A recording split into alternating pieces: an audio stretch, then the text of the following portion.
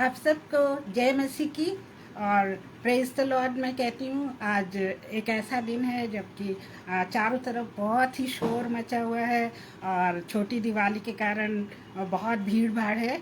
और इसी बीच मुझे अर्जेंटली कहीं जाना पड़ा किसी अर्जेंट काम के लिए, तो मैं आपसे बहुत क्षमा चाहती हूँ कि मैं इतनी देर में आई और आप सबको इंतज़ार करवाया। तो आइए हम छोटी सी दुआ से शुरू करते हैं। हे प्यारे पिता परमेश्वर, हम आपके पास आते हैं। हम आपका धन्यवाद देते प्यारे प्रभु जी कि आज तक आपने हमको इस भूमि पर जिंदा रखा और हम सबकी देखभाल करी। प्यारे प्रभु जी, आप हमारे चरवाहे हैं और आपकी नज़रें हमेशा हमारे ऊपर रहती हैं, क्योंकि हम आपके प्रिय बच्चे हैं, संतानें हैं। और आप नहीं चाहते कि हम में से कोई भी खो जाए। आप चाहते हैं कि हम आपके साथ साथ रहें और आपके पीछे पीछे चलें, ताकि हम बर्बाद ना हों बल्कि आपके साथ साथ हम जीवित रहें। प्यारे प्रभु जी, हम विनती करते हैं इस समय के लिए, इस सुंदर शाम के लिए जो आप आज आपने हमें दी है, कि आप हमारे साथ हुई। पवित्र आत्मा, हम आपका धन्यवाद करते हैं कि आप हमारे साथ हैं। हमसे वही बुलवाइए जो हमें बोलना चाहिए और हमारे मुंह से वही शब्द निकलें जो आपकी महिमा के लिए हों। प्यारे प्रभु जी, प्रभु हम सबके लिए प्रार्थना करते हैं जो इन वचनों को सुन सकें, जो भी थोड़ा बहुत हम शेयर करने के लिए जा रहे हैं। प्यारे प्रभु जी, सबके दिलों पे, सबकी आत्माओं पे उसकी छाप बने। और प्यारे प्रभु, हम ब्रदर अनुपम और शबनम जी के लिए प्रार्थना करते हैं, उनको बहुत सारी बरकतें दीजिए, उनके साथ हुई है प्यारे प्रभु, जैसे कि वो इस पेज को चलाते हैं और दूर दूर तक आपका सुसमाचार सुनाने के लिए वो हमेशा कोशिश करते हैं। प्यारे प्रभु जी, उनके परिवार के साथ हुई है और उनको अपनी आशीषों से माला माल करिए। और जितने लोग इस वचन को अभी और बाद में सुनेंगे उन सबको आशीष दीजिए। और इस छोटी सी विनती को हम अपने प्यारे प्रभु यीशु मसीह के नाम में मांगते हैं। इसे सुनिए, कबूल करिए, आमीन। सबसे पहले मैं शबनम जी आपका स्वागत करना चाहूँगी और मैं क्षमा भी चाहूँगी कि मैं देर में आई। और मैं जानती हूँ कि आप समस्या को समझ सकती हैं और आपके साथ परमेश्वर हो। तो आइए हम एक छोटा सा गीत गाएंगे। वो गीत जो है वो है साम 23 पे आधारित है, यहोवा चरवाहा मेरा। और पोल्यूशन के कारण मेरा गला भी बहुत ख़राब हो गया है। बाहर बहुत ज़्यादा पोल्यूशन हो रहा है दिल्ली में, तो आप सबको पता है कितना ज़्यादा पोल्यूशन होता है।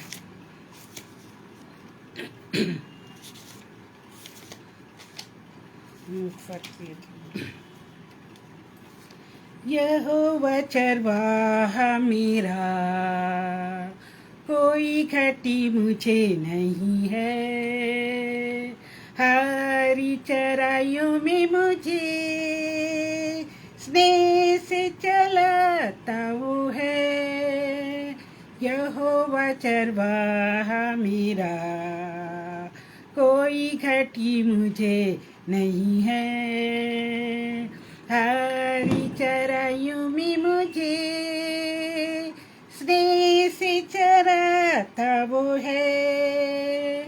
यहोवा चरवाहा मेरा। मृत्यु के अंधकार से मैं जो जाता था, प्रभु मेरे साथ है सदा। मुझे कोई भय नहीं है। मृत्यु के अंधकार से मैं जो जाता था, प्रभु मेरे साथ है सदा। मुझे कोई भय नहीं है। यहोवा चरवाहा मेरा, कोई घटी मुझे नहीं है। हरी चराइयों में मुझे स्नेह से चराता वो है। यहोवा चरवाहा मेरा। शत्रु के सामने वो मेज को बिछाता है। पर तेल मला है, अभिषेक मुझे किया है, शत्रु के सामने वो मेज को बिछाता है। सिर पर तेल मला है, अभिषेक मुझे किया है, यहोवा चरवाहा मेरा, कोई घटी मुझे नहीं है। हरी चराइयों में मुझे स्नेह से चराता वो है, करुणा भलाई मेरे जीवन भर साथ रहेगी। प्रभु के भवन में सदा वास मैं करूँगा, करुणा भलाई भी मेरे जीवन भर साथ रहेगी। प्रभु के भवन में सदा वास मैं करूँगा, यहोवा चरवाहा मेरा, कोई घटी मुझे नहीं है। हरी चराइयों में मुझे स्नेह से चराता वो है, यहोवा चरवाहा मेरा। तो हाँ प्रियो, हमें किसी चीज़ की घटी नहीं है, किसी चीज़ की कमी नहीं है, क्योंकि यहोवा हमारा चरवाहा है, वो हमारा पिता है, वो हमारी माता है, वो हमारा दोस्त है और वो हमारा सब कुछ है। और उसकी निगाहें सदैव हम पर टिकी रहती हैं। और आपने देखा होगा वो एक प्यारी सी सुहानी सी पिक्चर कई बार, जिसमें यीशु मसीह हमको एक मेमने के समान अपनी गोदी में लिए हुए जा रहे हैं। और आपने देखा होगा कि वो कितने प्यार से अपने मेमनों को संभालते हैं और वो उनके साथ साथ चलते हैं। और वो ये नहीं कि आगे आगे चलते हैं, वो मेमनों के वो अपनी भेड़ों के पीछे पीछे चलते हैं। भेड़ों के पीछे इसलिए चलते हैं कि अगर कोई भी भेड़ वो गुम हो जाए तो उसको देख सकें। Excuse me, just a minute.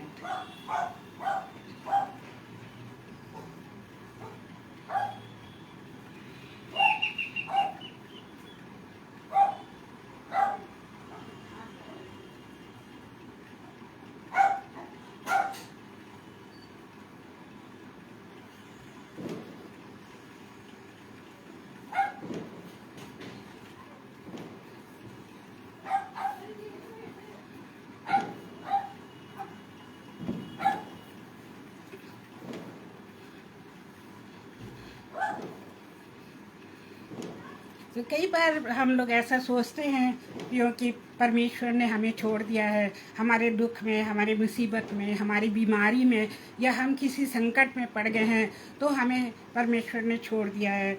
या हम कभी कभी ऐसा महसूस करते हैं कि हमारे प्रियजनों ने हमें छोड़ दिया है। लेकिन मेरे प्रियो, यहाँ पर परमेश्वर हमसे कहता है कि वो हमें कभी नहीं छोड़ता है, वो ना कभी हमें छोड़ेगा और ना कभी त्यागेगा। ऐसा आपने देखा है कि वचन हमें बताता है। और ऐसा कहाँ पे लिखा हुआ है, आप सबको पता है कि ऐसा परमेश्वर हमसे कहता है कि मैं तुझे ना कभी छोड़ूंगा और ना कभी त्यागूंगा। और मत डर, तू मत डर, क्योंकि वो हमसे बार बार बाइबल के ज़रिए हमसे कहता है कि मत डर, मैं तेरे संग हूँ। तो ऐसा बाइबल में 365 टाइम्स लिखा हुआ है कि मत डर, मैं तेरे संग हूँ। तो ये हमें चिताती है कि परमेश्वर ने हर दिन के लिए हमसे वायदा किया है, हर दिन के लिए हमको एक वचन दिया है कि हे मेरी संतान, हे मेरे बेटे, हे मेरी बेटी, मत डर, क्योंकि मैं तेरे संग हूँ। कितनी भी मुसीबतें आए, कितनी भी आंधियाँ आ जाए, पर मत डर, मैं तेरे साथ हूँ। और यहाँ पर मैं बहुत हर्ष के साथ रोहिणी जी और ग्रेस जी का स्वागत करना चाहूँगी। God bless you. And brother मानक का भी स्वागत करती हूँ। God bless you also. और आप सब हमारे साथ हैं, इसके लिए परमेश्वर आपको बहुत आशीष दे।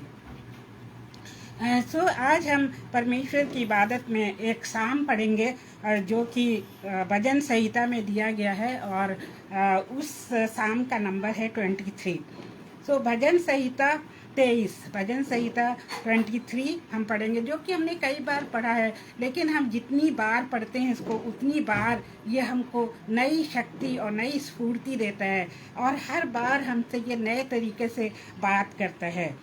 तो यहाँ पर इस भजन में ऐसा लिखा हुआ है, यहोवा मेरा चरवाहा है, मुझे कुछ घटी ना होगी।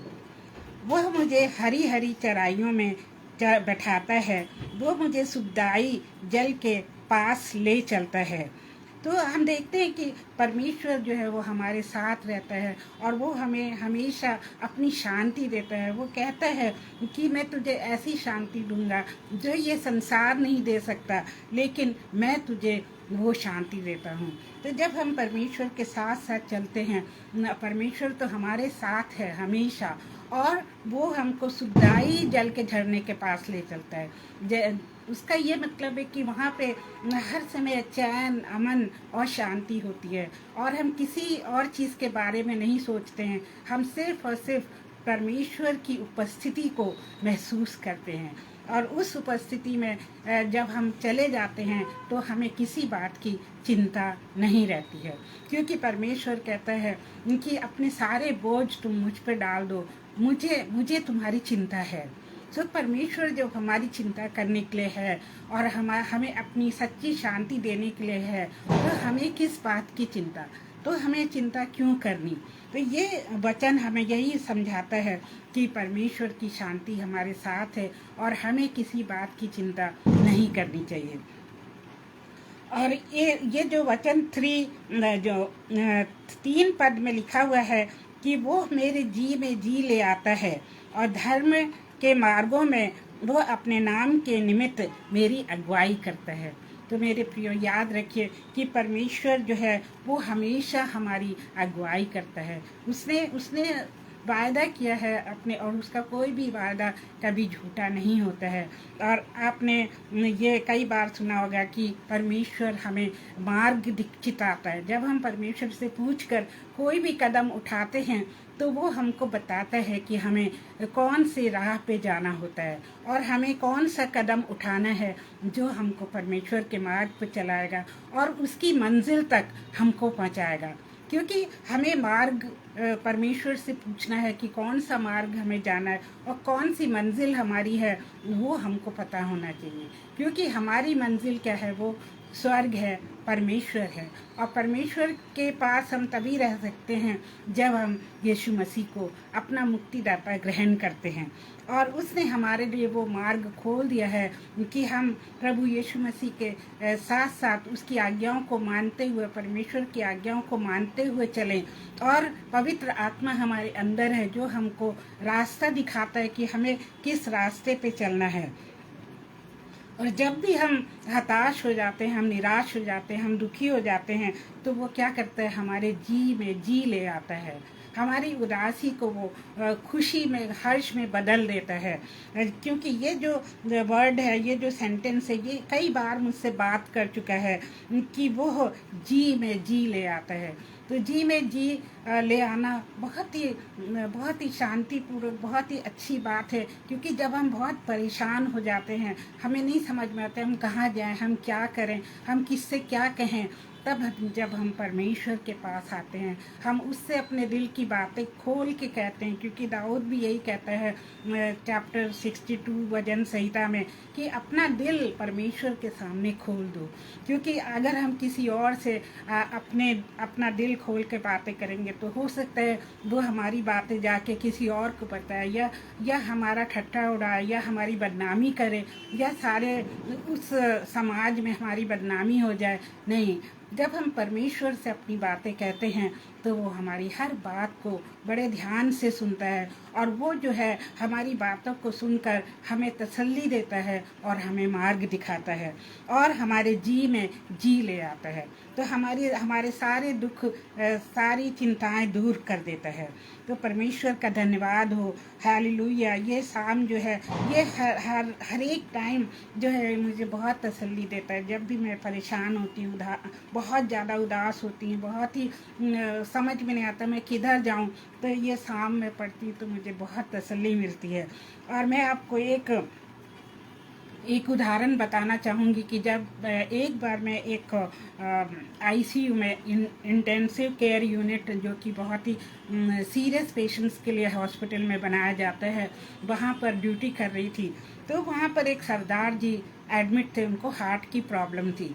और वो हार्ट की प्रॉब्लम के कारण बहुत ही दुखी थे, बहुत परेशान थे। उनको दर्द भी हो रहा होगा, जो उनके चेस्ट पेन भी था, उनकी पल्स रेट भी जो है अब नॉर्मल थी। और वो वैसे भी बहुत एंशियस थे। हमें कोई भी बीमारी हो जाती है, जब हम हॉस्पिटल में एडमिट होते हैं, स्पेशली आईसीयू में एडमिट होते हैं, तो कोई भी जन अगर आईसीयू में जाता है तो कितना घबरा जाता है। वो सोचते हैं कि बस अब हमारी मौत जो है बिल्कुल सामने खड़ी हुई है, क्योंकि आईसीयू ऐसी जगह है जहाँ पर बहुत ही सीरियस पेशेंट को लाया जाता है, और स्पेशली लास्ट स्टेज में उसको वहाँ पे लाया जाता है। तो वो सरदार जी काफ़ी उदास थे। तो मेरे पास एक बाइबल थी, छोटी बाइबल थी, लेकिन उसमें साम भजन संहिता एडेड थे, नए नियम के साथ उसमें भजन संहिता भी लिखे हुए थे। तो मैंने उन सरदार जी से मैंने पूछा कि क्या मैं आपके लिए दुआ कर सकती हूँ? तो उन्होंने कहा हाँ बेटा। तो मैंने उनसे कहा मेरे पास एक बाइबल है और मैं उसमें से कुछ वचन आपके लिए पढ़ना चाहती हूँ। तो उन्होंने कहा हाँ हाँ पढ़ो पढ़ो। तो मैंने उनको यही वाला साम निकाल के, साम 23 भजन संहिता 23 निकाल के उनको सुनाया कि यहोवा मेरा चरवाहा है। और उन्होंने जीवन में वो साम कभी नहीं सुना होगा, बिकॉज उनका धर्म अलग था, उन्होंने बाइबल कभी नहीं पढ़ी होगी। लेकिन ये साम जब उन्होंने सुना तो उनके आँखों में एक चमक सी आ गई, और एक प्रकाश उनके चेहरे पे नज़र आने लगा, कि उनके आशा की किरण उनके चेहरे पे नज़र आने लगी, और वो काफ़ी शांति महसूस करने लगे। और फिर उनके लिए मैंने छोटी सी दुआ भी करी। और इसके बाद जो है मुझे भी बहुत अच्छा लगा कि मैंने किसी पेशेंट को इस तरह से बाइबल के वचन सुनाए और उनके लिए दुआ करी, और उनको अच्छा महसूस हो रहा है। फिर जब मैं दूसरे दिन उनके पास ड्यूटी पे गई तो उन्होंने मुझसे पूछा कि क्या आप मेरे लिए बाइबल पढ़ के सुनाओगी? तो मैंने कहा हाँ जी। तो उन्होंने बोला कि मुझे वही वाला वचन सुनना है जो आपने कल पढ़ा था। तो मैंने कहा ठीक है। फिर उनको साम पढ़ के मैंने सुनाया, साम 23 पढ़ के सुनाया, और उनको फिर से बहुत तसल्ली मिली। और उसके बाद उन्होंने वो छोटी इंजील जो नया नियम था वो मुझसे मांग के अपने पास ही रख लिया, और पूछ के अपने पास रख लिया। और जब मैंने उनको वो पकड़ा दिया, दे दिया, तो बहुत खुश हुए।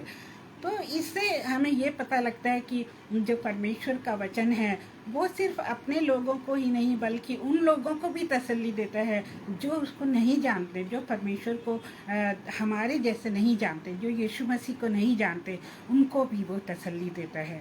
तो ये जो साम है इसको मैं हमेशा एक तसल्ली वाला वचन कहती हूँ। ये तसल्ली वाला गीत है जो हम किसी भी दुखी और किसी भी बीमार को, किसी भी परेशान व्यक्ति को सुना सकते हैं। और साथ साथ ये दोधारी तलवार है जिससे हमारे ऊपर भी वो उसका असर होता है, हमें भी शांति मिलती है। और फिर इसमें जो चौथा वचन है वो ये कहता है, चाहे मैं घोर अंधकार से घिरी हुई तराई में होकर चलूं तो भी मैं ना डरूंगा, क्योंकि तू मेरे साथ रहता है। तेरे सोंटे और तेरी लाठी से मुझे शांति मिलती है। तो मेरे प्रियो, यहाँ आप देख सकते हैं कि घोर अंधकार भी हमारे जीवन में आ सकता है। ये नहीं कि हम परमेश्वर को मानते, ये नहीं कि हम परमेश्वर की संतान हैं, तो हमारे ऊपर कभी कोई भी बला नहीं आएगी, कभी कोई भी दुख नहीं आएगा, या बीमारी नहीं आएगी, या परेशानी नहीं आएगी। ऐसा तो परमेश्वर ने नहीं कहा है, क्योंकि बाइबल हमें बताती है कि दाऊद के जीवन में कितनी परेशानियां आई, लड़ाइयां आई, कितने खतरे आए, फिर भी वो क्या कहता है, चाहे मैं घोर अंधकार से भरी हुई तराई में होकर क्यों ना चलूं, फिर भी मैं ना डरूंगा, क्योंकि तू मेरे संग है। तो इससे ये पता लगता है कि परमेश्वर सदैव सदैव हमारे संग है। और ये हमको चिताता है कि हमारे जीवन में प्रॉब्लम्स आएंगी, परेशानियां आएंगी। कभी हमारे घर में प्रॉब्लम, परिवार में प्रॉब्लम्स होगी। कभी हमें लगेगा कि हमारे परिवार वाले हमारी चिंता नहीं करते, हमें प्यार नहीं करते हैं, हमारी परवाह नहीं करते हैं। कभी हमें ये लगेगा कि हमारे दोस्तों ने हमें छोड़ दिया है। कभी हमको लगता है कि जॉब में हमें बहुत प्रॉब्लम हो रही है, लोग हमारे जॉब में जो है हमारे लिए प्रॉब्लम्स क्रिएट कर रहे हैं। कई बार हमको ऐसा लगता है, और उस समय हमको याद रखना चाहिए कि परमेश्वर तू मेरे संग है। और हम घाटियों में से गुजर रहे हैं, यस, हम जो है घाटियों में से, अंधकार भरी घाटियों से गुजर रहे हैं, लेकिन हमें याद रखना चाहिए कि तब भी परमेश्वर हमारे साथ है और वो हमारा हाथ थामे हुए है। तो मेरे प्रियो, हमको घबराना नहीं चाहिए। डर तो ज़रूर लगता है, बुरा तो ज़रूर लगता है, दुख होता है, लेकिन हमको ये याद करके मजबूत बने रहना चाहिए और हिम्मत रखना चाहिए कि परमेश्वर हमारे साथ है। और हम उन घाटियों में से चल रहे हैं, तो उसका ये मतलब है कि एक दिन हम प्रकाश में आ जाएंगे और उन घाटियों से, वो घाटियां हमारे जीवन में ख़त्म हो जाएंगी और हम फिर से प्रकाश में आ जाएंगे।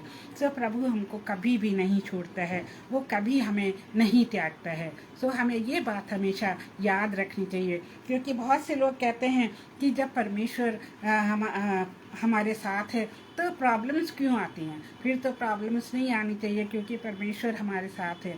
लेकिन प्रियो, प्रॉब्लम्स, जो समस्याओं का आना भी ज़रूरी है, क्योंकि वो हमको तरह तरह के लेसन सिखाती हैं। वो हमें सिखाती हैं कि जीवन में हमें किस तरह से चलना चाहिए, जीवन में हमें परमेश्वर की नज़दीकी में कैसे रहना चाहिए। क्योंकि अगर हमारे जीवन में सदैव सुख ही सुख रहेगा, तो हम परमेश्वर को याद भी नहीं करेंगे और हम परमेश्वर के पास भी नहीं आएंगे। इसलिए जीवन में दुखों का आना भी ज़रूरी है।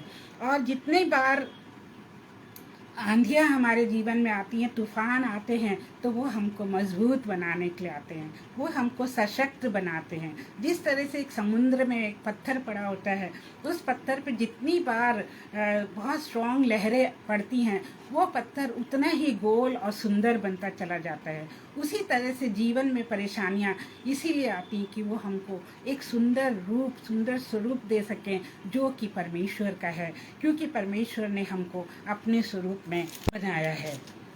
और उसके बाद वाली वर्स में लिखा हुआ है, Psalm 23 वर्स 5 में, तू मेरे सताने वालों के सामने मेरे लिए मेज़ बिछाता है, तूने मेरे सिर पर तेल मला है, मेरा कटोरा उमड़ रहा है। तो हालेलुया, प्रेज द लॉर्ड। यहाँ पे क्या है कि हमें अपने सताने वालों से नहीं डरना चाहिए। देखिए, दाऊद के जीवन में भी कितने सारे दुश्मन थे। जब वो राजा बन गया तो उसके चारों तरफ दुश्मन ही दुश्मन थे। जो पहले वाला राजा साउल उसका दुश्मन था, फिर साउल की पूरी प्रजा उसके पीछे थी, फिर वहाँ के कई लोग जो है दाऊद के पीछे थे। पर दाऊद क्या घबराया नहीं। उसको पता था कि पर परमेश्वर उसके साथ है, और उसने ये भी बोला कि उसने मेरे सिर पर तेल मला है। दैट मीन्स जो उसका परमेश्वर का आत्मा जो है वो उसके अंदर है, वो अभिषेक किया हुआ है, और वो अभिषेक किया हुआ राजा है, और उसको कोई नुकसान नहीं पहुंचा सकता है। और वो परमेश्वर की आत्मा का जो कटोरा है, जो तेल है, वो उमड़ रहा है। दैट मीन्स उसको कितनी सारी आशीषें प्रभु ने दी हैं। उसी तरह से परमेश्वर जो है हमें भी आशीषें देता है, और हम महसूस करते हैं कि हमारे ऊपर, हमारे अंदर होली स्पिरिट उमड़ रही है, हमसे बातें कर रही है, और हम जो है खुशी से भरे हुए, शांति से भरे हुए हैं, क्योंकि वो उसका पवित्र आत्मा हमसे बातें कर रहा है, हमारे अंदर है।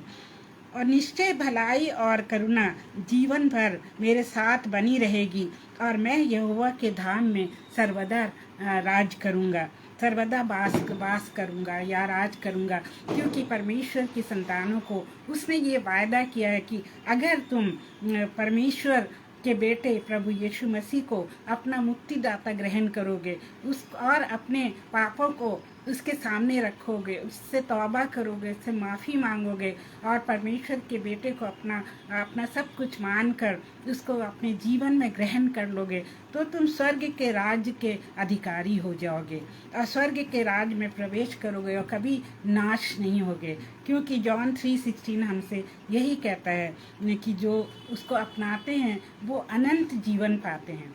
तो अनंत जीवन पाकर हम कहाँ रहेंगे? हम स्वर्ग में रहेंगे, हम परमेश्वर के साथ रहेंगे। और क्या ही धन्य होगा वो अनंत जीवन जो परमेश्वर के साथ बीतेगा, ना कि वो गंधक की आग में, नरक में बीतेगा।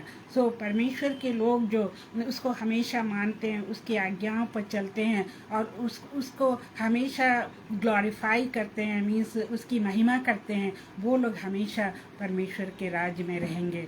सो ये क्या ही धन्य है वो मनुष्य जो परमेश्वर के राज्य में जाएगा। तो परमेश्वर ने अपने बेटे यीशु मसीह को भेजकर हमारे लिए स्वर्ग का रास्ता खोल दिया है। ये हमारे ऊपर है कि हमें किसको चुनना है और हमको प्रभु यीशु मसीह को अपना मुक्तिदाता ग्रहण करके स्वर्ग में के राज्य में प्रवेश करना है कि नहीं, ये हमारे ऊपर है।